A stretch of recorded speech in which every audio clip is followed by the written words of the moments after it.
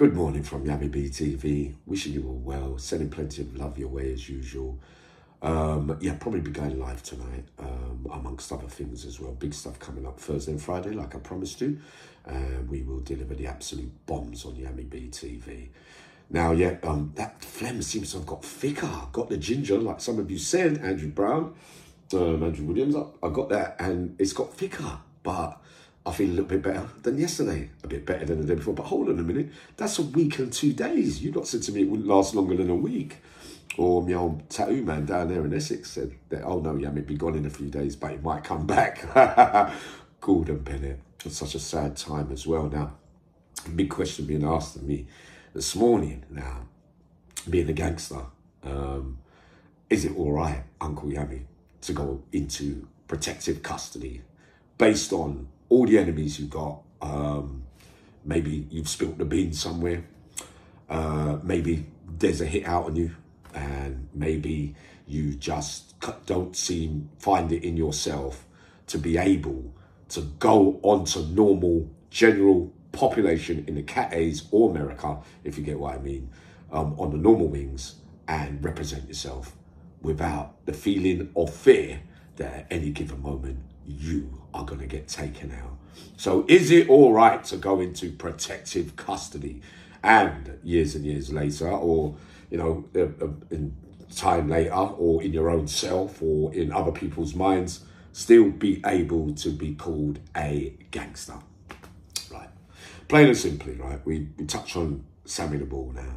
Sammy the Bull's American ex-mafia, alleged hitman for some of the biggest true crime mafia dons of all time. And obviously the story was he gave evidence and locked up the very people that he worked for and had relationships with them, and probably spent a lot of his time in protective custody because he was scared.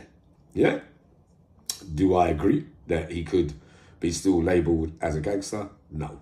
Do I feel that it's right in general, if you feel fear, that you should go into protective custody? No, I don't. I'll tell you for one reason why I don't, right?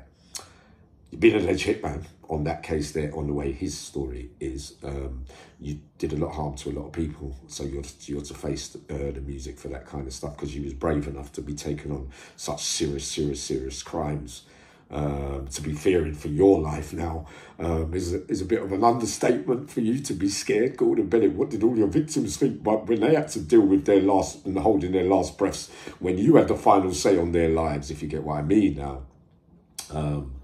To be called a gangster still doesn't really fit the criteria, does it? No, it doesn't. So we'll take it back on a little bit of a smaller scale when the streets of London, Manchester, Liverpool and all around the country are paved with gangland life, and more so now with the youngsters as well. It's got more high risk and more threatening, and, you know, more outnumbered kind of thing. But what do we do when we hear that certain names who've done the dirt on the outside, when they come to the category A's or prison in general, won't go and face the music, and will think, I'll live to see another day. I'm not going to get, I'm too, I know for definite, because it could be overly paranoid with some of it, but in reality, one always knows when the writing's on the wall for themselves. Trust me on that one. You always know when it's sticky for you. Something tells you inside, because you know why, because we know the dirt we've done. So we know that, oh God, I could get comebacks over this. Oh, there's loss of life there. They know it's me. They know I'm affiliated to that one, and whether they think I've done the shooting or not, they know that I am friends with that person and I was meant to have been there. They're looking for you. So to be going on protective custody, a survival tactic even, no, because everything you stood for that life that you led, you're now going in the opposite direction. My one ruling would have been, even if I was wrong on certain things, I don't care. I'm turning up the same way. I'll tell you, some of the kids are quite nifty, you know, because they are seriously outnumbered. I could see, like, what some of them youngsters going on my last lap. They turn up and it's them and there's about 100 against them. They tell the prison officer, yeah, but I got beef over there, I can't go there. In the old days, you weren't even allowed to do that bit. But you get away with that now as kids, because as you walk through the gates, they ask you, are you affiliated to this gang and that gang? Yeah, Gov, I'm on that gang. Because they want to be with their friends. Put me on there with my lot. And, you know, really, it's a safety tactic. Safety numbers. I feel safe there. My sense of belonging. I'm not all alone. But there are kids that turn up on their own everywhere. There was a kid called Johnny from Brixton. He was doing an IPP, right? He was serious, mate. He used to turn up on his own everywhere in all the jails, right? And he'd done well over his tariff, right? Good geezer. I think I knew his dad. I had a chat with him once. He conned me. I said, look, I'll squash that bit there, leave it, but no beef, yeah? But he didn't. He went and turned up on them all. This guy was turning up on his own. He was coming off the induction wing, off the out on the thing, and going to the wing where there's 5 of the other enemies, and going like that. I'm out here. Wow. Not saying that I promote that kind of stuff, but the bravery of, you know, like my friends are dead, and, you know what I mean? And I could kind of see it with the youngsters. Loss of life. I promised him before he died that I would represent till the day I die. And wow. So there are youngsters, some like the old lot in certain ways. You know what I mean? That they feel that, you know, many a battle. I remember when they will turn up for me, you know, like, oh, even if you're half crying, you go out there, you know what I mean, and have the final showdown. You know what I mean? You can't pick and choose with that life, I'm afraid. And then all of a sudden want to be scared, and it's your time now for everything to come on top for you, but yet you spend a lifetime of pulling strokes and doing it this way and that way. It has to come on top sometime. Has to come on top sometime. I'll tell you what I would agree with, right? One time there's a man from South London, big man, right? He's in a car with another man. A couple of other men that I met along the way, no secrets there, leaned in at the traffic lights, got the machine gun out, and sprayed the car.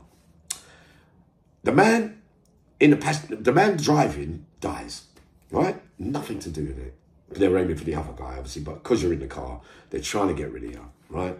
So he's spraying it, he's trying to get a handle, the car crashes. But the other person that I'm talking about hasn't got a gun. So he can't go. He tries to go one. Someone comes out from the other end, broad day, loud, you know, and they're looking to get you. You are out. Now, he goes that way, there's someone pointing, there's someone spraying that way. So the only thing he could do, he looks to the left, he sees a police station. He runs up to the police station, dives through the door, and dives over the counter. Whoa. Now, I could ride with that. I could go along with that one there, if you get what I mean. Now, because you could go with that one, you get into the police station, you just don't say anything. You're going to get questioned about. That is the only thing on offer to you to live at that time. So in some ways, a chess move, all right? Completely surrounded, all the guns are pointing at me. I ain't got no gun. I'm diving over there. I'll live to see another day on that one. I could get that. He, later on down the line, gets a life sentence for all the beefs that they all had all over England and everything. Most of those guys turn up with the other guys already doing life and coming to the caves. What is that, my man? Like the famous story, remember the story in South London way back in the day with Big G and two men from South London, one from Manchester. There's a lot of supposed bodies gone and that kind of stuff. We don't know, right? But there's problems between these lot and the big man from South London. So they approach him. He's on a night out with all the girls. He's having his little dance with all the girls. No men, no weapon, nothing that we don't know. So someone from South London walks straight up to him and says, yeah. So I heard you was looking for me. This is a big man, G. He went like that to him, look, looking for you. He said, how come you're still alive then?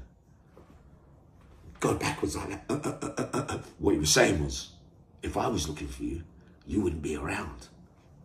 How about that? They went like, 1-0. 1-0 again. Gee, for those exchanges. But being in the melting pot with all the gangland figures from Manchester and Liverpool, the amount of things I've seen and heard, and I feel traumatised by knowing some that killed, allegedly done that one and that one and that one and that one.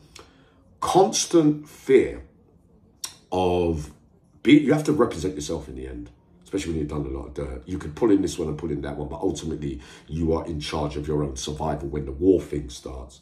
Because what has happened over a long period of years is, for all the things that ever happened outside, when I was in jail, I heard this happen in the 90s. I heard this happen late 80s. I heard this happen in the millennium. And now I'm with someone that did something in the 90s, but then the other person's name that was being called in the 90s, now they get a life sentence. In the millennium, it's their turn. It goes around. And then everyone turned up. Everyone lifed off. Got problems with my man. Same old beef and life's lost, all connected in one. But most of those men turn up on their own, get moved from another category where they were with all their friends and all that, and they're now in hot, uncharted territory because of the whispering. You know, like some of us know, some of us don't. All the plotting and planning, he's in, right, I remember that on the out. Nah, he's got to go. You know, you think you got the rubber green, but most of the great survivalists of those big names will already know who's there. They even meet halfway on the yard and say, no, everything cool, no, left it, it's old things. But you and I know that just because someone says, leave it's over, blah, blah, blah, that means it's squashed. Don't make me laugh. Even, man, so many men tell me, yeah, I left, leave it, man, it's finished. Because you know, they want to catch you off guard and get you out and blah, blah. Because he's always going to be thinking, is he really going to squash it? How can he squash that? There's loss of life. I'm going to think that. He's going to think that. I'm going to say, well, boy, the best thing to do is get rid of him. Because I'm not going to sit around wondering if he's going to do it to me or I'm not going to do it to you. Good morning from Yummy TV. I hope that answered the gangster side of things with that kind of stuff. No. Uncle Yummy believes when you do wrong, and you spend a lifetime doing it and lives are lost and blah, blah, blah. Ultimately, you must face the music